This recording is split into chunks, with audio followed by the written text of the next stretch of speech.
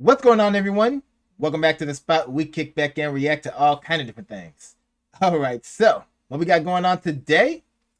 Well, first of all, we are back. I made the announcement and the update video on the music reaction channel, so jump over there if you missed the update video on why I've been gone. But yeah, it's been about a month now, something like that, but we are back at it. I was on a break for a bit for a couple of reasons, but here we go. And so, oh man, our boy Casual Geographics, he has been uploading a couple of them, but this one, just today, the title is getting me already. Animals that get the middle finger from childhood. Oh man, I already know this is gonna be wild. It's gonna be wild. Let's go ahead and check this out. Oh, it's not good. Hopefully he doesn't scar us. Let's go. A hippo made me cry. Hippos are easily first ballot in the Hood Nature Hall of Fame, but they didn't get it from turning hundreds of humans into hashtags a year, or for being a part-time predatory land whale out of water, while also being fast enough to catch a ticket in a school zone. Yo, hold up. No, I did not just see that. That did not just happen. Did he just outrun a vehicle? Part-time predatory land whale out of water, while also being fast enough to catch a ticket in a school zone. It's not because of it. You mean you can't even outdrive these things? What? If your vehicle ain't that fast, you in trouble? Oh man. Just when I thought there was nothing more about hippos that I could learn to make me fear them. Like, this channel, along with a couple others, has legit made me fear hippos. For real. I've learned too much about their insane feats. Oh, that's crazy. It's not just their eyes. It's because as a kid, I was traumatized by 3 words: hippo, baby, shower. That doesn't sound good. Maturing is realizing 2 things about nature. 1, you hit the RNG lottery if you die of old age, and 2, you probably have a worse childhood than an actor from Redacted. Since I've already made a mother and father video on this channel, instead, we're gonna do basically the opposite. Here are the animals that get spanked the hardest by reality the moment they're born. And while this isn't really a bad parents video, you're gonna see some of these animals need CPS in the worst way. So yeah, back to hippos. What was that just got blurred out? I hope it wasn't what I thought. As a kid, I was watching this documentary. I couldn't really tell you what it was called or even what it was about, but there was this one scene where a mother hippo showed up with her freshly born calf, and the other hippos woke up feeling like Mike. Jackson, Tyson, Jordan, take your pick. Either way, I watched the calf become coarse confetti in front of my...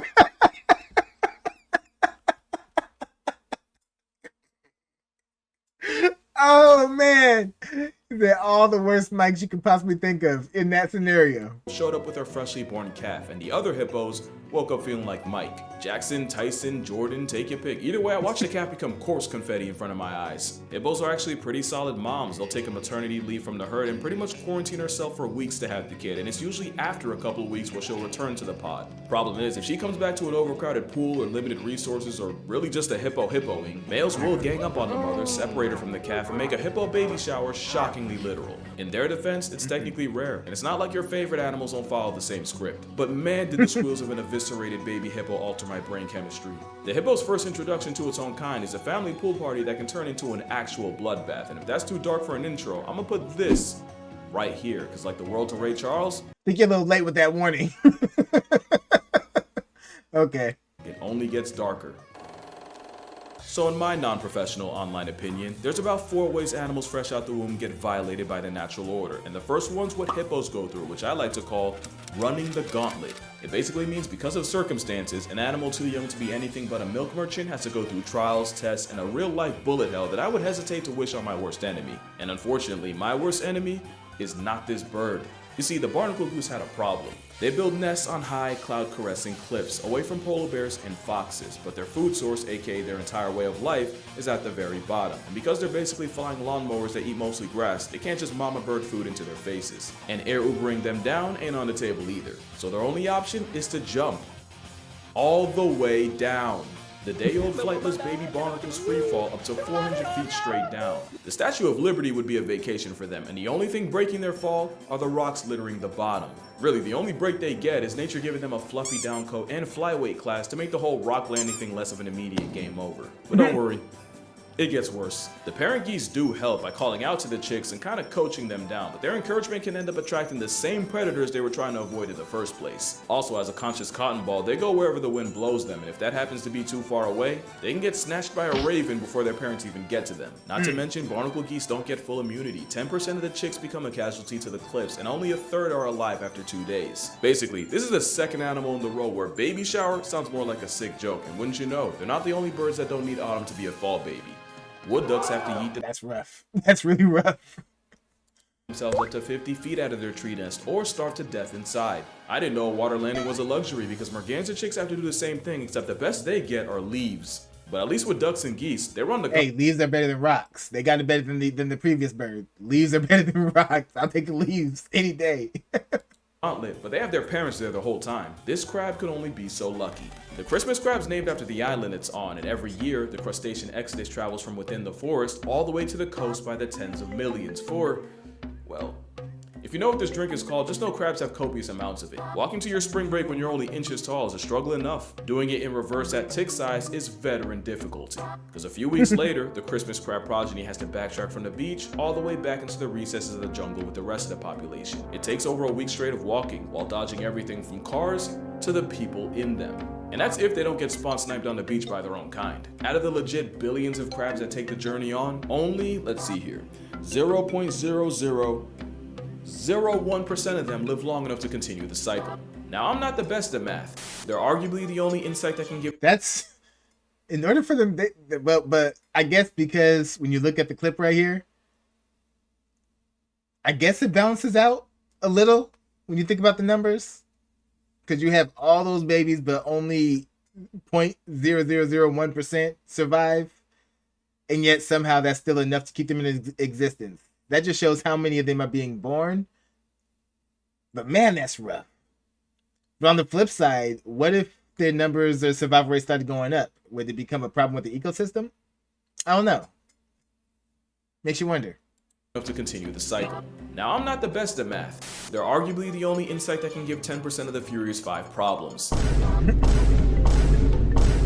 NANI? It sounds like all but 1 in 10,000 crablets are statistically f***ed. Nothing says gauntlet like having so many kids. You basically forced a right hand of RNG to do at least one of your own right. Spoiler alert, you're gonna see that again. But nothing makes running the...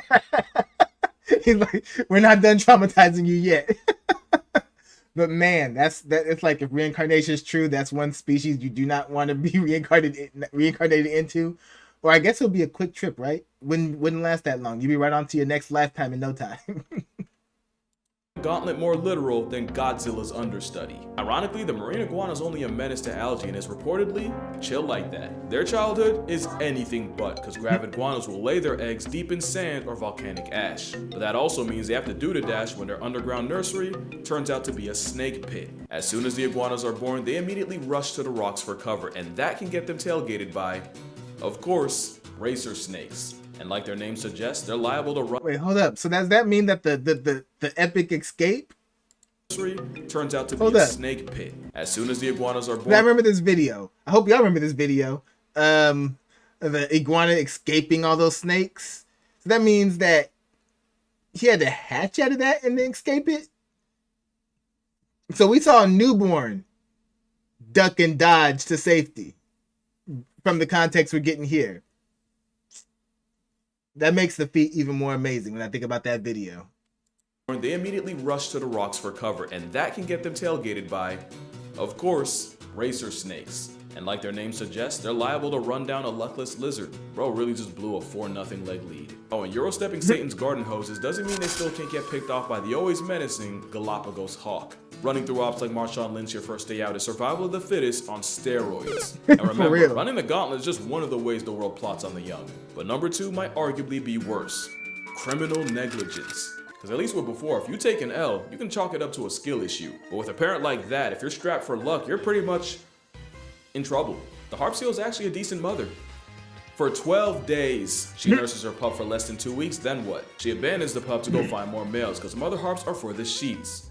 The ice sheets. Keep in mind, the baby seal can't swim or otherwise feed itself for the next 6 weeks, even losing half their weight in the process. Forcing a hunger strike on your kids is bad enough. Pulling that in polar bear country is diabolical. Worst part is, the pups are naive enough to confuse anything that moves for their mother, so those videos of them pulling up to cameramen, it just got a lot darker. Quokkas are on a different kind of timing, because they'll yeet their young as a contingency plan. Well, at least the ones who went to cameramen, you know, they chose the right person to get confused with, rather than rolling up to a polar bear. Any minor inconvenience. Woo! Love it. Pulling up to cameramen, it just got a lot darker. Quokkas are on a different kind of timing, because they'll yeet their young as a contingency plan against predators. And while no, they don't literally throw their babies into the oblivion, if things ever get too tight during a chase, the muscles in their pouch do the exact opposite and drop the joey on the ground. And while the screaming, writhing joey gets the worst kind of attention, Mama Marsupial hightails it, because you know what they say. What's 17 more years? I can always start again. Make another kid. That's even funnier because I was just rewatching that episode today. Oh man, I gotta see it again, even with the disclaimer up. The muscles in their pouch do the exact opposite and drop the joey on the ground. And while the screaming, writhing joey gets the worst kind of attention, Mama Marsupial hightails it, because you know what they say. What's 17 more years? I can always start again. Make another kid. Kangaroos, wallabies, and quokkas have all been known to ghost their kids in the worst way. In fact, tree kangaroos have been known to eject their joey over the stress of a bad storm. But hey, shout out to koalas. Not only could I not find cases of them sacrificing the youth, some koalas have adopted orphan joeys and looked after them like their own, so big ups to the chlamydia care bear. You got koalas caring for kids that aren't even theirs, and a desaturated deadbeat forfeiting custody to the gulag. Pandas often have twins, but because they only have the facilities to keep one alive, they'll basically flip a coin, keep Zach, and Cody gets returned to sender. To the point where zoos have to play parent trap with a panda and will sub in one twin after another. Whole time the bag of bamboo thinks she only has one. But you've definitely heard all this before, so I'm not gonna go into. Well, I didn't know that specific part before. That they're over here tricking them into thinking they have one kid so they don't eat one.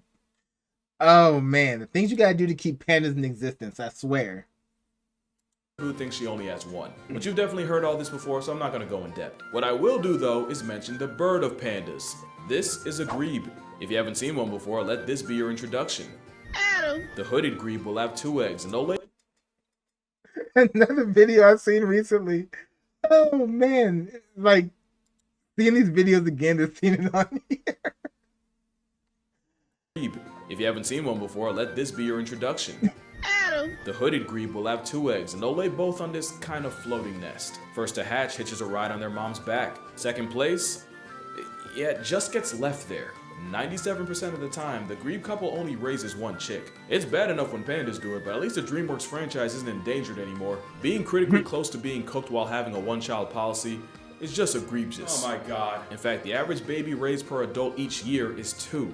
That's not a smudge. What are they doing? Make that 0.2. And that 0.2. Why? What's with the head bobbing? yet there's The a backwards bird head that bob. might be worse. Now, how could emperor penguins be here? They were in my Father's Day video, and the mothers aren't slouches either. But in a really cruel twist of fate, the very thing that makes them great parents can royally screw the chick over. Prolactin is a hormone that goes into overdrive once the penguin lays an egg, and keeps going long after the chick hatches. And it's believed it's actually the high levels of prolactin that drives a penguin to make the long trip back to its chick after days of filling up at sea. The problem is, the prolactin doesn't fall off if the penguin ends up losing the chick, and the parental drive can be so strong, it forces them to kidnap someone else's. Not only can the chick get accidentally smothered in the process, most times the kidnapper loses interest after a couple hours, leaving the forcibly fostered chick to die, either of starvation, freezing, or getting turned out by a giant petrel. Oh, speaking of which, they'll really watch an ice-chilled vulture snatch their child in front of them and will do jack about it. I mean, sometimes they'll try. Until they don't. Imagine a plot of Taken, but Until they don't. No, I mean, look at this. Just replay. He's like looking like, hey, what are you doing with my kid? Hey, can you let him go, please? Please, the pretty forcibly please. fostered No? chick Okay. to die, either of starvation, freezing, or getting turned out by a giant petrel. Oh, speaking Look of at which, it. they'll really Right in watch front an of 'em. ice-chilled vulture snatch their child in front of them and will do jack about it. I mean, sometimes they'll try. Until they don't. Imagine a plot of Taken, but if Liam Neeson was in the same room and didn't even move from his couch. To be fair, I honestly don't know what Oh man, could you imagine that? Oh, that's crazy. I was expecting here, except better. Mind you, that's only the half of it, literally. Because next is what I like to call, it be your own. You've probably seen videos of storks throwing their own chicks out of nests. It's cuz in survival of the fittest, fit isn't about strength or washboard abs, but fit is more like how good you are at making more of yourself and passing the genes off. Look like a liability, and most bird moms aren't going to waste the resources better spent on your bigger brother. They'll just subtract you from the census themselves. And that's not the only way parents can be your biggest op. Scorpions are dedicated enough to literally carry their entire family on their backs for days. But let resources get low enough and you'll see a spice roach having a kid's meal. And long-tailed skinks go full scorched earth. She'll try to defend her nest, but if she feels like it's getting invaded too often, eventually she'll say F it and eat her entire family first. Funny thing is, most skinks will just lay their eggs in pieces. Because of a predator, you're just gonna eat your own before the predator can get to it? Like, no, if anybody's gonna eat my babies, it's gonna be me. Like, what? Where the animal kingdom is ruthless. She'll say F it and eat her entire family first. Funny thing is, most skinks will just lay their eggs and peace out, but those in the area codes of egg-eating snakes will guard their nests. That is, until the moms get pressed enough and become the predator. The burying beetle has a different problem. You see, this corpse roach will turn an expired rat into a nursery, but if there's too many beetleists, there won't be enough food and they'll end up small and underdeveloped. So the beetle will systematically murk a small percentage of her own children to keep the ratio honest, and science says it's the beetles that beg the most for food that get packed up. Seriously, the larger that beetles can beg, by the way, but the ones that only do it when they're genuinely hungry actually have a better chance of surviving than the ones that do it constantly. In a weird way, it's like a creative tactic to reward honesty. But also imagine asking your mom what's for dinner and she takes your head off. Either that or it's a really messed up game. I've seen kids metaphorically get their heads taken off for whining too much about this and that. Oh man, imagine following through and doing it for real. Oh. Musical chairs where the biggest beetles get fed first until there's no food left, and the ones that get left out get terminated, which is actually a great transition to the last pitfall of youth, sibling rivalry, or it be your own part too. Spotted hyenas take on-site literally. They will try to kill each other the moment they're born, and this ain't a friendly Disney Channel type of fate. A quarter of the cubs born never make it out of the den because of it. And considering the very process of birth can turn both parties into a hashtag, yeah, hyenas got it bad. So does this guy. The shoe-bill stork is one of many types of birds that will flatline their sibling to survive, and even with different species, the script is the same. The stronger chick gets all the food and attention, while the weaker one gets bullied and beaten into oblivion, often while the mother's watching. Heck, sometimes they serve the corpse as a victory meal. But arguably the most brutal case of competition happens in Tasmania. You know exactly where this is about to go. Tasmanian devils can birth 20, 30, sometimes up to 40 joeys, but somehow while their opossum cousins have 13 nipples and the short-tailed opossum has 27, the live-action Looney Tune got capped at 4. So now the blind, hairless, raisin-sized joeys have to somehow race their way from the birth canal all the way to one of 4 milk faucets. As you can guess, the first 4 to feed go on and grow. The remaining joeys get canceled like a Friends spinoff by the mother who eats them alive. I know I said musical chairs earlier, but this is You know what that makes it even darker when you think about the Tasmanian the cartoon they made for him. When you see that he only had like 2 siblings, and then knowing that there's a scientific reason as to why they don't have more than 4 or something like that. That's a very dark spin on that show now when you think about it. Yo, who remembers that show? Whose childhood did just get ruined just now? Mine did just a little bit. Oh man. Get canceled like a Friends spinoff by the mother who eats them alive. I know I said musical chairs earlier, but this is That Meets Saw, directed by Casey Anthony. And somehow there's an animal that gets done even worse. The sand tiger shark can have up to 50 embryos inside her uterus. The problem is, one litter can have multiple fathers. So once one of the embryos grows big enough, it swims around and starts eating all the others. And they don't just wipe out all the smaller embryos. Once the pup clears them, it then eats all the unfertilized eggs in the uterus. And you know these sharks duck zero smoke, because the way we found out was from a scientist poking around a pregnant shark's uterus and getting his hand bitten by an undercooked pup. It's a special kind of spawn killing when you don't even let them spawn, but it gets even more metal because sand tiger sharks have special kind of spawn killing. Oh man. Don't even let them spawn, but it gets even more metal because sand tiger sharks have 2 uteruses, so usually have 2 pups. And apparently some predatory pups will swim from one uterus to another and murk everything in sight. Sand tigers have one of the lowest reproductive rates of any shark, and in utero cannibalism probably doesn't help. So those are all the ways childhood is a figurative flogging for some animals, but I missed one. I missed the animal with arguably the worst childhood of all. What animal could that be? How about the one that has to deal with all of this? The gauntlet, the rivalries, the occasional cannibalism. If you didn't think it could possibly get worse, be glad you're not a sea Who's the worst turtle. one? Baby sea turtles got the Tasmanian devil experience on brutal. Sea turtles. Well, I know sea turtles, you know, they got to make it to the sea before they get attacked by predators, but it gets worse.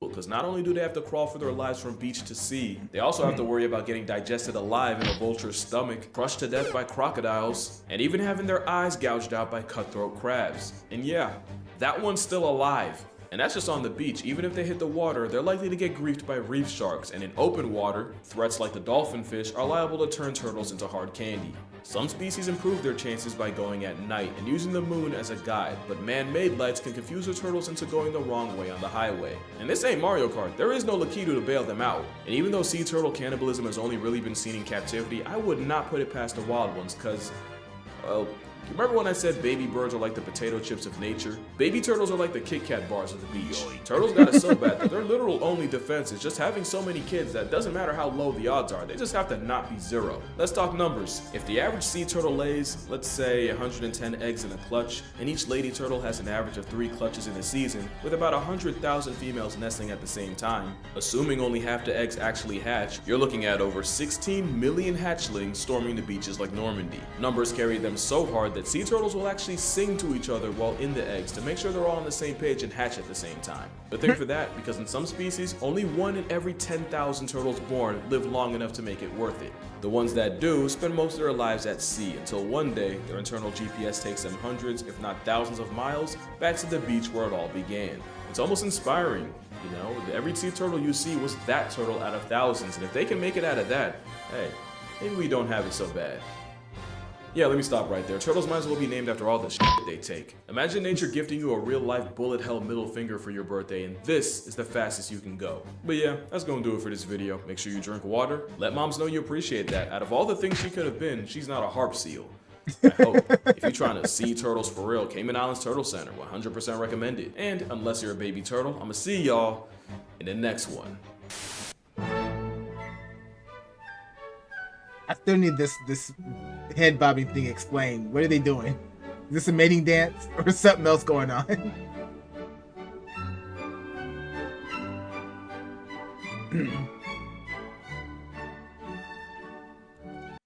In any case, I feel like the theme of this episode is be happy you were born a human. As messed up as we are, there are animals that have it way, way worse. Oh, man. That was a great one, though. It was a great one.